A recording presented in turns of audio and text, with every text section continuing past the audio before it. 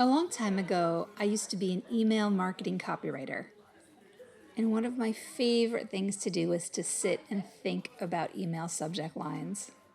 And this feels so weird to say, but I loved it. I loved thinking about people reading their email all day. I would just wonder, where are they? Where are these people reading my emails? Where are they seeing these subject lines? When are they? What are they doing? How do they feel when they read my emails? Are they somewhere out and about on their phone, scrolling with their thumb when they read their emails? Are they sitting at home at their computers? Are they in the office? Are they maybe reading their email and just scrolling past those subject lines while they stand in line somewhere? Maybe they're standing in line at the supermarket with a kid who's crying and hungry. Maybe they're half distracted. Maybe they're not even reading those subject lines at all. Maybe those subject lines are being read to them by another person or an AI assistant. Maybe they're driving in their car. Maybe they're using a screen reader because they have low vision issues. And I just used to wonder, when the people reading my emails sit in their car or the store or their desk, are they just enjoying a few moments of peace? Am I interrupting that? Maybe they're out walking their dog and having a really lovely day and they're excited to see that email. Maybe I'm bringing them a really happy distraction while they wait in line at the DMV. And I never told anybody about this. I felt really weird about it. But the more that I thought about these questions, the better that I got at writing email subject lines. Because here's the secret. Email subject lines are really important. It doesn't matter if you're writing an email to one person or if you're writing for an email campaign that's going to go out to millions of people. That subject line is the most important thing that you're going to write. Because if you think about it, subject lines are really little movie trailers for your email, right? You're giving your readers a preview of what's inside. And if your audience doesn't like that subject line, if they don't find a personal connection to it, if they don't think it's interesting or relevant to them, they are going to scroll right past. They will never click on the email. The email will never get read. Now, when I say make a personal connection, I'm not talking about the fact that, you have to use the recipient's name in the email subject line.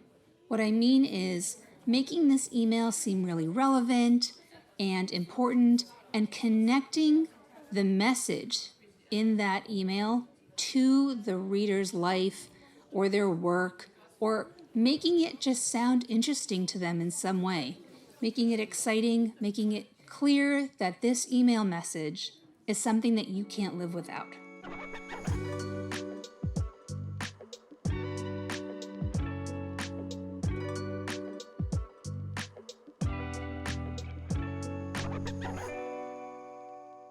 Now, before we continue, I want to take a moment to tell you to ignore marketing best practices.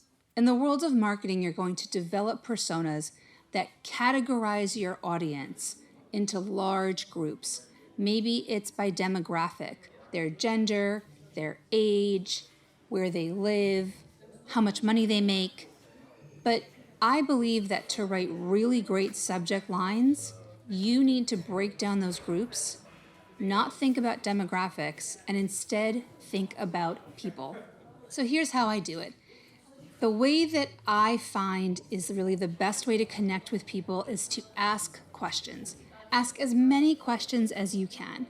I try to think about subject lines from the perspective of my audience. I put myself in their shoes. Every single person, as many people as I can. And to do this, I ask myself a series of really specific questions. So let me share these questions with you. The first question I ask is, does this subject line relate to the main message of the email? What do I mean by that? Well, I could write a subject line about one tiny, very exciting detail. But if that tiny detail is sort of tangential, it's not really the main message of the email, you are misleading your audience, and you're not going to get the right people to open the email. So for example, if you are opening a restaurant and you want people to come to the grand opening, and you're also going to have a bouncy castle for the kids on the side, you don't want to say bouncy castle here. You want to talk about the main idea, which is, hey, I'm opening this new restaurant. It can be really tempting to write about an interesting detail, but at the end of the day, what do you want your audience to remember? And you want to recognize that your subject line is an opportunity to focus the reader's attention. And it's your job to make sure that the attention is focused on the right place. Question 2, the next thing that I ask myself is, does this subject line offer value to the reader? I think about this and ask myself, why should the reader keep reading? Why does this matter to the reader? The email subject line should describe not just what it is, but really why it matters. What's in it for them? Why does it connect to them? Why is it important to their life? So for example, in marketing, you're often going to write about promotions and sales. And I want to tell you about that sale in the subject line. And I also want you to know that this sale is going to end on a certain date, right? So that's important. That adds some urgency, that really offers value. So even if your reader doesn't read the whole message, they know that there is a sale going on and it's going to end soon, and they have the most important pieces of information. That subject line provided value. The next question I like to ask is, does this subject line answer any important questions that the reader might be asking? Now, while you can't read anyone's mind, you can predict that your reader is going to want to know how to buy concert tickets, or where a convention might be held, or even what date and time the meeting is going to be. Including these critical pieces of information, like dates and deadlines, in the subject line is going to help you answer your readers' questions before they even ask them. And again, that's going to help make your email seem really valuable. For question 4, I always think about context. Specifically, the context of your reader when they're reading your email. And so question 4 is, will this subject line work if it's read on a cell phone? Now, when we sit at a computer and read email, we can see a lot of that subject line appear in our email browser or whatever tool we're using to read email. But when you're on your phone and you're holding your phone vertically, most of that subject line is going to get cut off. You're really only going to be able to display 40 to 50 characters, and that's a really small amount of space to get a message across. Now, your subject line can be longer than that, but it's going to get cut off.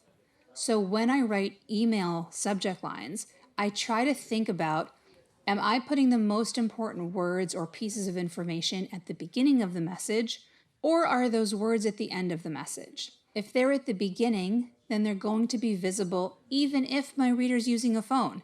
And if I leave the most important, most critical words for the end of the message, there's a chance a reader won't get to see them.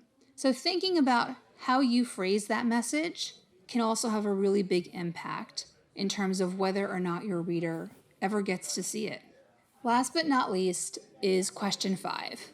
And this one covers a lot of ground.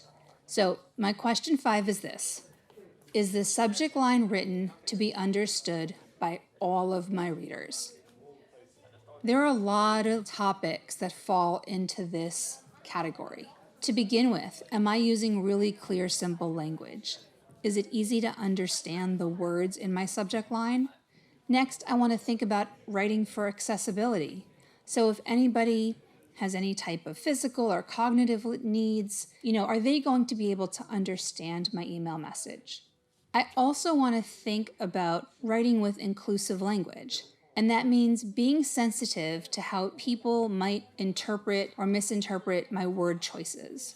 I want to make sure that I use words that make everybody feel welcome, that I don't include bias, I don't include stereotypes. I really consider, how can I make sure that everybody has a positive feeling after they read my email subject line?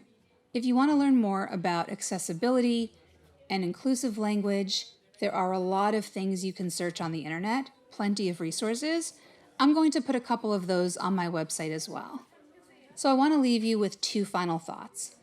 Number 1, don't use the word urgent in your email subject line unless it absolutely positively is urgent. Otherwise, you're going to overuse this word and it's going to get ignored. The first time that you use the word urgent, if it is not also urgent for your reader, you have lost their attention. They no longer have confidence and trust you to use that word wisely. The second thing I want to point out is that writing good subject lines takes a lot of practice. So don't worry about not quite getting it right at the beginning. Just keep thinking about people, all kinds of people. Ask yourself a million questions. What if I was this person? What if I was that person? What if I was reading my email here or there? How might I feel? Would I be interested? Would I want to keep reading? Just keep asking yourself all of these types of questions and you're going to get better at writing subject lines. So stick with it and keep on writing.